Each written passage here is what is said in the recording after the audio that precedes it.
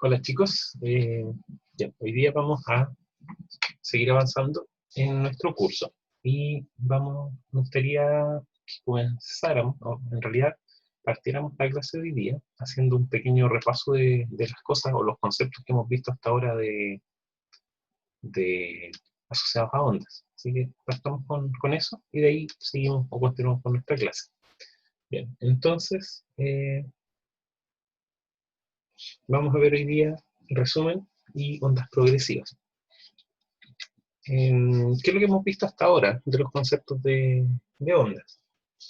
Hasta ahora hemos introducido lo siguiente. Primero, como el primer punto que vimos en nuestro curso, fue la ecuación de ondas, ¿sí? Cuando estábamos viendo las perturbaciones que se propagan o los modos normales de oscilación que se producen en una cuerda, nosotros obtuvimos esta ecuación que llamamos ecuación de ondas, en la cual nuestra variable i, ¿cierto?, corresponde, nuestra función i, depende tanto de la posición como del tiempo. Después de eso, yo les comenté que está la posibilidad de que podamos extender esto a más dimensiones, y para eso lo que hacemos es reemplazar, ¿cierto?, nuestra derivada con respecto a la coordenada x, la reemplazamos por el operador laplaciano, ¿cierto? Y ese operador tiene la ventaja de que se puede representar en distintos tipos de coordenadas, ya sea coordenadas rectangulares, coordenadas esféricas, coordenadas... el sistema que ustedes quieran tiene una representación para el operador laplaciano, por lo tanto, cualquier operador laplaciano se puede reemplazar dentro de esta ecuación diferencial, y con eso vamos a llegar a la misma ecuación de onda, solo que para distintas condiciones de borde o para distintas realizaciones físicas. Por lo tanto, esto pasa a ser una ecuación general. De acá tenemos algunos conceptos que son importantes, por ejemplo, las derivadas con respecto al espacio, igual a esta velocidad, y esta velocidad corresponde justamente a la velocidad con la que se va moviendo la perturbación a través del espacio, y definimos esto como la ecuación de ondas, ¿sí? Definimos también onda, ¿cierto?, corresponde a la propagación de una señal o perturbación entre dos puntos separados espacialmente. Entonces, lo que estamos pensando es, supongamos en principio que tengo un medio material, por ejemplo, como una cuerda, yo produzco una perturbación en la cuerda en un extremo y veo cómo esa perturbación se propaga a través de la cuerda para llegar al otro extremo. Entonces, en ese caso tenemos nuestra señal perfecta, en el sentido de que estamos muy apegados a esta definición. Ahora, no todas las ondas requieren un medio material para propagarse, y eso era algo que habíamos comentado respecto de las ondas electromagnéticas, que se pueden propagar en el vacío. Eso lo vamos a ver más adelante también en detalle. Las ondas transportan energía y también transportan momentum cuando se propagan desde un punto a otro. Entonces, lo que permiten, una de las formas de transferencia de energía que existe, es justamente el uso de ondas para transportar energía desde un punto a otro. También transportan momentum. Algo que en general siempre se destaca es el hecho de que las ondas transportan energía y momentum, pero en ningún caso transportan materia, ¿sí? Los elementos que constituyen el medio de transporte, por ejemplo, en el caso de que sean ondas mecánicas, los elementos que componen el material nunca se trasladan más allá de un punto de oscilación, ¿sí? Si fuesen ondas longitudinales, por ejemplo, los objetos se desplazan una cierta cantidad y después vuelven a su posición de equilibrio, pero nunca se desplazan la cantidad desde un extremo hasta otro en la onda en sí. Entonces, no hay un transporte en sí de masa, sino solamente de energía y de momento. La función I que vamos a utilizar, ¿cierto?, cada vez que satisface esta ecuación diferencial, la representamos o se conoce como el término función de onda. Entonces, cualquier función que satisface esta ecuación diferencial se le conoce como una función de onda. Respecto de la clasificación de las ondas, podemos clasificar las ondas en base a los medios de propagación, como les decía recién. Pueden ser ondas mecánicas, que básicamente son ondas que se propagan en medios materiales. Pueden ser ondas electromagnéticas, que también se pueden propagar en medios materiales, pero también se propagan en el vacío. Entonces, las ondas electromagnéticas son oscilaciones del campo eléctrico y del campo magnético. Entonces, estos campos pueden propagarse en el vacío sin necesidad de tener un medio en sí. Eso al menos generó muchos problemas a principios del siglo XX, incluso un poco antes, con la existencia o no del éter. Entonces, a través de algunos experimentos se demostró que no existe el éter, no existe un medio en el cual las ondas electromagnéticas se propaguen. Y por eso se acepta que se propagan en el vacío, y hay bastante evidencia al respecto de que avala ese modelo. Y en los últimos años, digamos en los últimos 10 años, se descubrió o se logró medir ya experimentalmente las ondas gravitacionales que se escapan al objetivo de nuestro curso, pero es bueno también saber que existen estas ondas y han sido medidas y tienen un funcionamiento similar, entre comillas, a las ondas que nosotros conocemos. Otra opción es clasificarlas en base a la cantidad de dimensiones en las que están oscilando, y para eso tenemos ondas unidimensionales, bidimensionales y tridimensionales. También se pueden clasificar en base al movimiento de las partículas del medio, y en ese sentido podemos decir ondas que la dirección de oscilación es perpendicular a la velocidad, a la dirección de propagación, o que se mueve en la misma dirección en la que está oscilando, o se mueven las oscilaciones de las partículas, es en la misma dirección en la que se está propagando la onda. Y en eso tenemos ondas longitudinales y ondas transversales. También se pueden clasificar en ondas estacionarias y también en ondas propagantes. Eso lo vamos a ver un poco más adelante. Y por último, se pueden clasificar como ondas periódicas o no periódicas en base a su comportamiento temporal. Entonces, cuando cada elemento perturbado en el material, para introducirnos a estos conceptos es mejor tener en mente medios materiales al principio, de modo que podamos trabajar, por así decirlo, solo con ondas mecánicas, pero estos resultados o estas ideas se pueden también interpretar en ondas electromagnéticas y eventualmente en ondas gravitacionales, pero por ahora prefiero que nos quedemos con las ondas mecánicas, que son un poco más intuitivas o tenemos más experiencia al menos trabajando con ellas. Entonces, si tenemos un medio material, en general por ejemplo una cuerda, los elementos que componen la cuerda, cuando yo hago una perturbación, lo que consigo es que cada elemento, cada punto de la cuerda tenga una oscilación tipo movimiento armónico simple, usualmente como un movimiento armónico simple, pero puede tener otro tipo de oscilación, pero el punto es que oscila en su posición de equilibrio. En este caso, si la dirección de propagación es en esta línea, en esta flecha roja, entonces vemos que se está propagando hacia la derecha, pero los puntos de oscilación del material están oscilando hacia arriba y hacia abajo. Entonces esta es una onda transversal o un pulso transversal. Y si consideramos un resorte, es más fácil porque es más fácil visualizar esto, pero también se puede hacer con otros medios materiales. Si consideramos un resorte en el cual nosotros producimos compresiones o estiramos el resorte por un instante, o lo hacemos rápidamente, entonces generamos una pulsación que se propaga a lo largo del resorte, pero estas compresiones y estiramientos tienen la dirección de oscilación en la misma dirección en que se está propagando la onda. Y por eso se llaman ondas longitudinales. En la naturaleza se producen ondas compuestas por oscilaciones transversales y longitudinales, por lo que se pueden escribir como una combinación lineal de estas. Y ayer vimos un ejemplo por ejemplo, en el caso de las ondas del mar o en el caso de los terremotos también se puede observar este comportamiento. Si producimos una única perturbación, entonces hablamos de un pulso propagante. Si producimos una secuencia finita, o sea, varios pulsos, pero acotados a un tiempo finito, entonces hablamos de lo que se conoce como un tren de pulsos. Y si la perturbación es producida por un movimiento armónico simple, vale decir, estamos produciendo un armónico simple en un extremo de nuestro medio, Entonces la perturbación, hablamos de una onda armónica, ¿sí? Todas estas son ondas propagantes, no he hecho referencia aún a las ondas gestacionales. En un modelo ideal, en una dimensión, la amplitud de las perturbaciones no cambia, ¿sí? Si yo genero un pulso en una cuerda, ese mismo pulso se propaga sin deformarse a través del material, cuando estamos considerando un modelo ideal.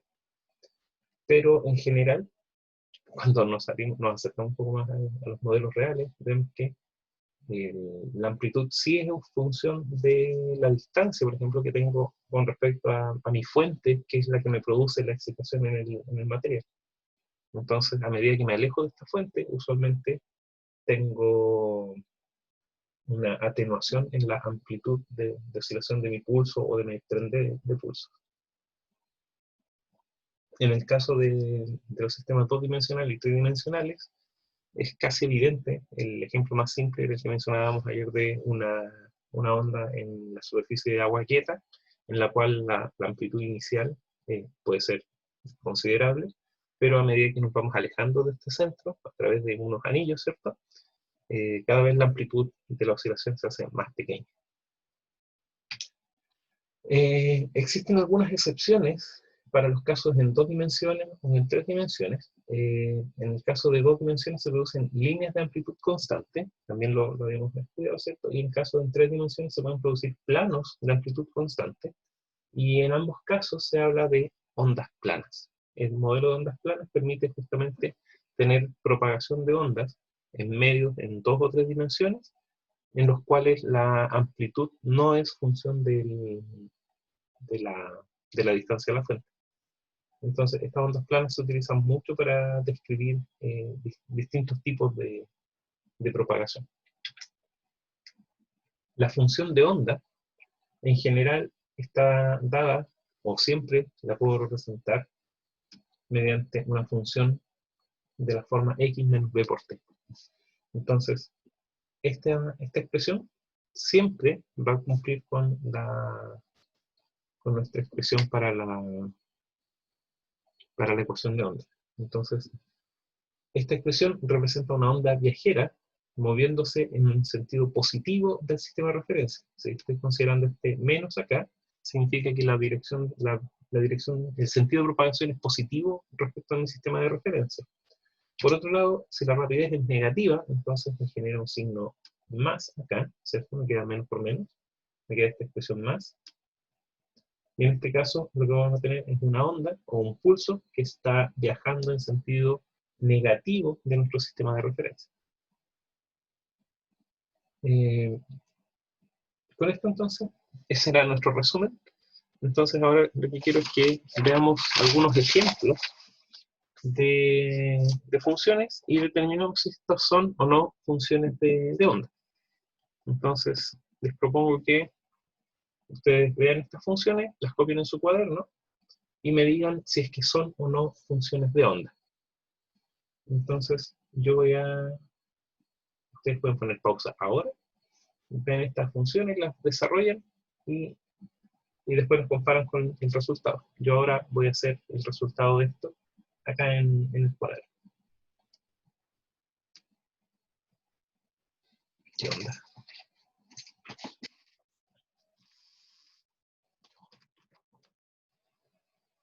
¿Ok? Humana se puso a llover, cuático. Puse pausa.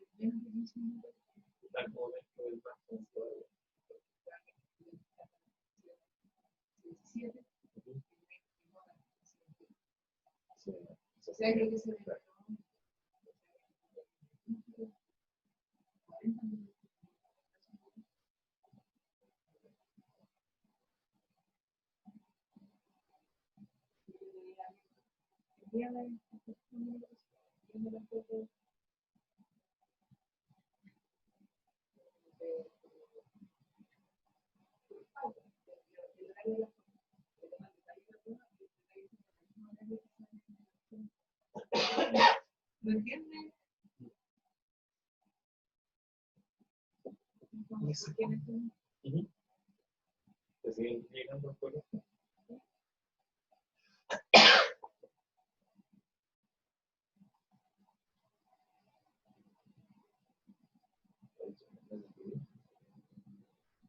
Yo pensé que ya esto había pasado, que era el sol, sí, un sol radiante. ¿Cómo va a estar el tiempo para mañana? Ya, voy a seguir grabando.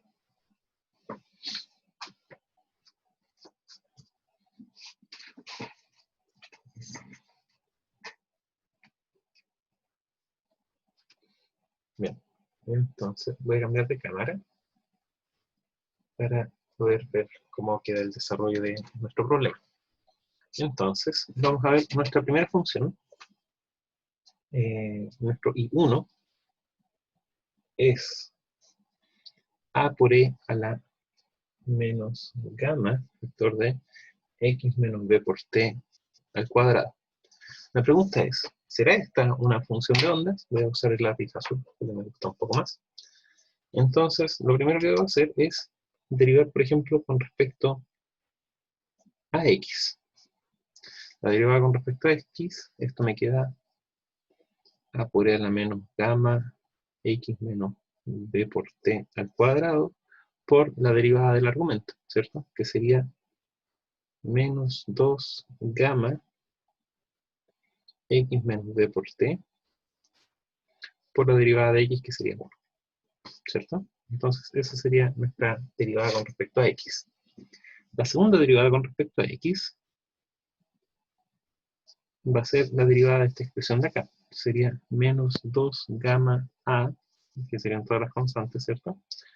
Por la derivada del primero, que sería la misma expresión que tenemos, e elevado a menos gamma menos B por T al cuadrado por menos 2 gamma X menos B por T por el segundo término sin derivar, que sería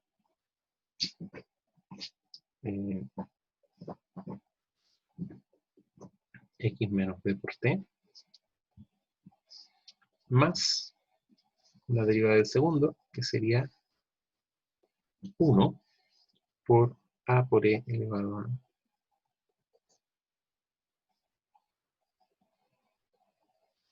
E elevado a menos gamma X menos B por T al cuadrado. Podría haberlo escrito arriba.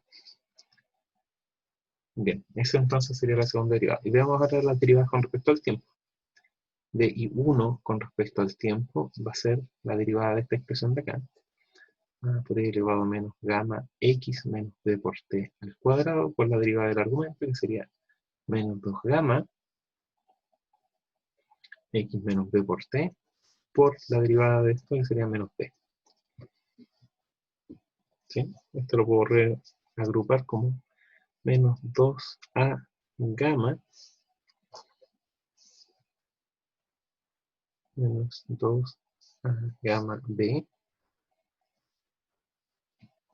por E elevado a menos gamma X menos B por T al cuadrado por X menos B por T. Entonces la segunda derivada ahora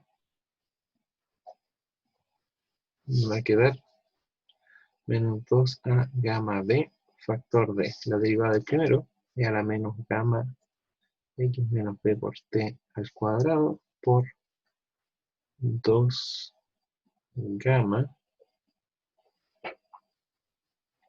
X menos B por T por el... un segundo, entonces no me queda más. Sí. Por menos B. Y con menos.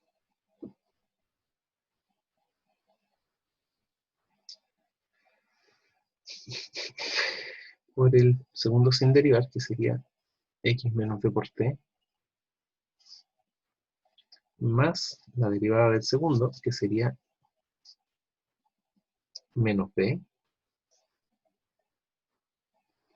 Por E a la menos gamma X menos B por T al cuadrado. Bien, Entonces ya tengo las dos expresiones. ¿Y qué es lo que voy a obtener entonces? De la primera me queda la segunda derivada con respecto a x, me queda menos 2 gamma por a. Tengo la exponencial en ambos, menos gamma x menos b por t al cuadrado, factor de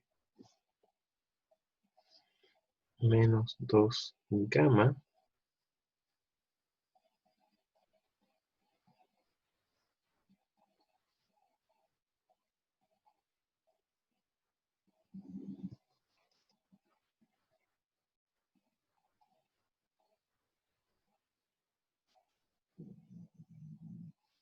sí, está bien, factor de menos 2 gamma x menos b por t al cuadrado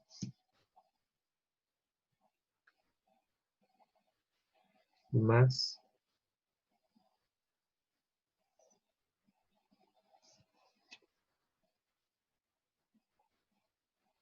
1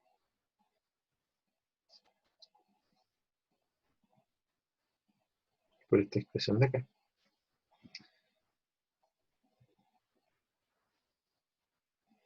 Y esto le puedo restar, lo puedo igualar a 1 sobre b cuadrado por la segunda derivada con respecto al tiempo. Entonces esto me va a quedar menos 2a gamma b, factor de, perdón, e elevado a menos gamma x menos bt al cuadrado, factor de, que me queda 2 gamma b x menos b por t al cuadrado, más, bueno, menos b.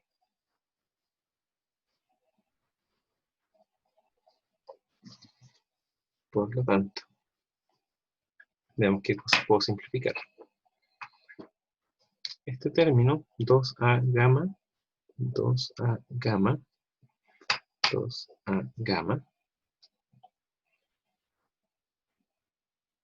Este exponencial es común a ambos términos, por lo tanto esto también se va. Voy a reescribir los términos ahora que me sobreviven para poder expresarlos un poco más ordenado. Entonces acá me queda menos 2 gamma x menos b por t. Ay, disculpen. Ahora sí. Estaba escribiendo con texto muy pequeño. Menos 2 gamma x menos b por t al cuadrado más 1 debe ser igual a, dejé acá el b y dejé acá este b, voy a simplificarlos igual, entonces me queda 1 sobre b factor de, eso ya se simplificó, eso igual, entonces me queda 2 gamma b por x menos b por t al cuadrado menos b. ¿Sí? Acá puedo factorizar b, entonces ahora esto me queda así. Y acá puedo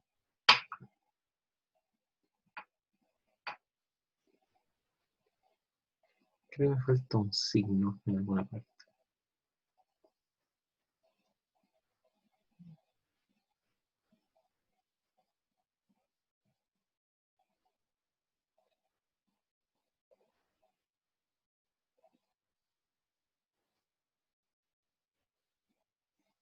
No, este signo de aquí creo que era un más. Claro, creo que era un más. Por lo tanto, que me queda 1. No, pero sí me faltó ese signo aquí. Entonces este menos me multiplica estos signos de acá, y esto me quedaría menos aquí y más acá. Y ahora sí, entonces me queda menos 2 gamma, factor de x menos b por t al cuadrado más 1, igual a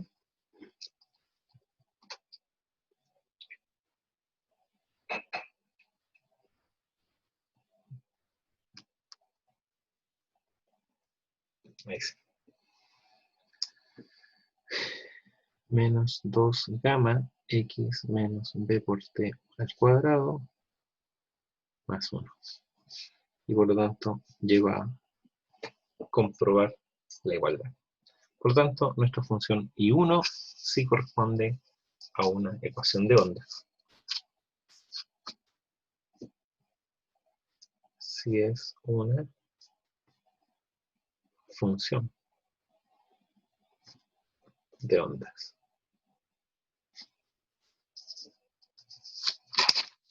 Repetimos lo mismo para nuestra función I2. Un segundo. Nuestra función I2 es a seno de beta por x más b por t.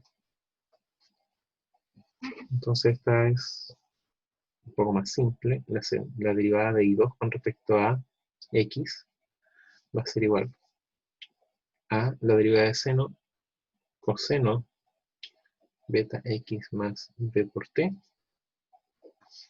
por la derivada del argumento, que sería beta, ¿cierto?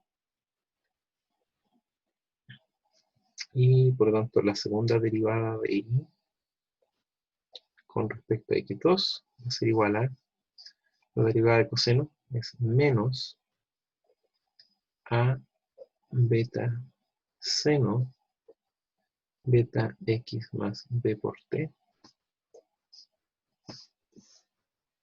por la derivada del argumento, que sería beta. Entonces esto me queda menos a beta cuadrado seno de beta x más b por t. La derivada de I2 con respecto al tiempo, me queda entonces ahora algo similar, ¿cierto? Coseno de beta x más b por t por la derivada de beta por b. Solo para simplificar, a beta b coseno de beta x más b por t. Y la segunda derivada va a ser a beta b, la derivada de coseno menos seno de beta x más b por t por la derivada del argumento, que sería beta por b. Entonces me queda menos a beta cuadrado b cuadrado seno de beta x más b por t. Y por lo tanto ahora reemplazo una ecuación de ondas y veo si es que se cumple la igualdad. Entonces la segunda derivada de y con respecto a x me queda menos a beta cuadrado seno, y eso tengo que igualarlo a 1 sobre b cuadrado por la segunda derivada con respecto al tiempo, que sería menos a beta cuadrado b cuadrado seno de beta x más b por t. Y ahora puedo entonces simplificar b cuadrado, beta, b cuadrado, beta cuadrado, a con a, signo con el signo, y me queda seno de beta x más b por t, seno de beta x más b por t. Por lo tanto, esto se simplifica y me queda que 1 es igual a 1. Por lo tanto, esta función sí es una función de ondas. Bien, como ya vieron, el mecanismo para comprobar si es que son o no funciones de onda es bastante simple. Así que les dejo como ejercicio hacer las funciones I3 e I4. Le vuelvo a compartir pantalla.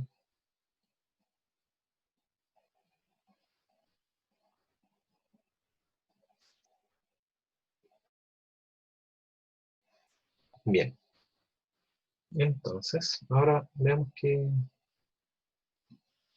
vamos a ver ahora el concepto de ondas progresivas armónicas. Entonces, supongamos una cuerda continua homogénea y estirada desde un punto x igual 0 hasta infinito, ¿sí? O sea, una cuerda semi-infinita. La cuerda está unida en x igual a 0 a una fuente d, que es una función que depende del tiempo, ¿cierto?, que sacude la cuerda de forma periódica mediante la expresión d igual a coseno de omega t más phi. Entonces, acá tenemos una frecuencia angular externa, omega, que es la frecuencia con la que está oscilando mi término forzante, ¿cierto? Esto sería básicamente una cuerda forzada.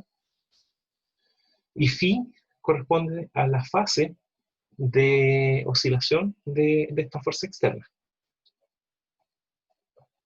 Entonces, lo que buscamos determinar es una expresión matemática para el desplazamiento y de x, t de una sección de la cuerda en el punto x en algún instante de tiempo t. Entonces la condición de borde es que en x igual a 0 y en 0, t tiene que ser igual a esta función d de t. Cuando se observa el comportamiento de las ondas en medios homogéneos, se puede apreciar que la rapidez de propagación de esas ondas, ¿cierto?, en el medio es constante, ¿sí? Si tengo un medio homogéneo, entonces no tengo saltos en la velocidad de propagación, ¿sí? Por ejemplo, en el caso de la cuerda teníamos que la velocidad era la raíz de la tensión dividido por la densidad de masa. Si la densidad de masa es constante, entonces la velocidad sería constante, o la rapidez sería constante, ¿cierto? Cuando las ondas se propagan, son armónicas, entonces esta rapidez de propagación es lo que se conoce como rapidez de fase. Entonces, siempre que yo tengo una onda armónica, yo le puedo asociar una rapidez de fase. La vamos a definir como v sub f. Cuando se observa una onda en un punto, se sabe que el movimiento de una parte x en el instante t es idéntico, ¿cierto?, al movimiento de x igual a 0, pero en un instante t', donde t' difiere de t en una distancia que corresponde justamente a la velocidad de fase con que se está moviendo la onda.